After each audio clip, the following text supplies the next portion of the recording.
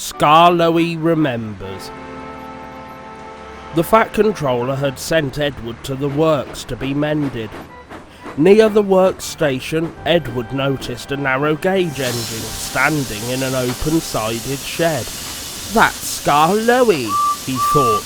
"What's he doing here?" He remembered Skarloey and his brother Reneus because in the old days he had often brought passengers who wanted to travel up to the lake in their little train. As the men at the works could not mend him at once, Edward asked them to put him on a siding close to Skarloey. Skarloey was pleased to see Edward. "The owner has just bought 2 more engines," he said. "He told me I was a very old engine and deserved a good rest. He gave me this shed so I could see everything and not be lonely. But I am lonely all the same," he continued sadly. "I miss Reneus very much. Yesterday one of the new engines pushed him on a truck, and now he's gone to be mended. I wish I could be mended too, and pull coaches again." "Have your coaches got names?" asked Edward. "Oh, yes. There's Agnes, Ruth, Jemima, Lucy, and Beatrice. Agnes is proud. She has cushions for first-class passengers. She pities Ruth, Jemima, and Lucy, who are third class with bare boards. But they all 4 sniff at Beatrice. Beatrice often smells of fish and cheese, but she is most important," said Skarloey earnestly. "She has a little window through which the guard sells tickets. I sometimes leave the others behind, but I always take Beatrice. You must have tickets and a guard, you know." "Of course," said Edward gravely. "Reneus and I," continued Skarloey, "used to take turns at pulling the trains.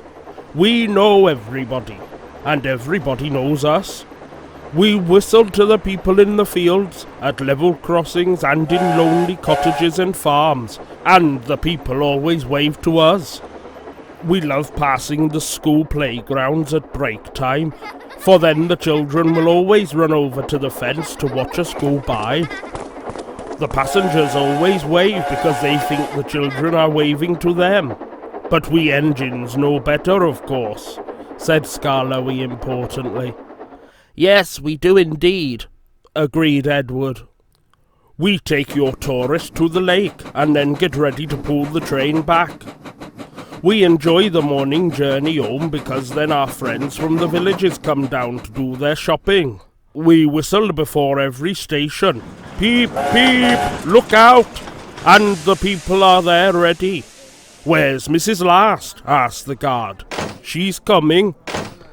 Peep, peep, we whistle, and Mrs. Last comes running onto the platform.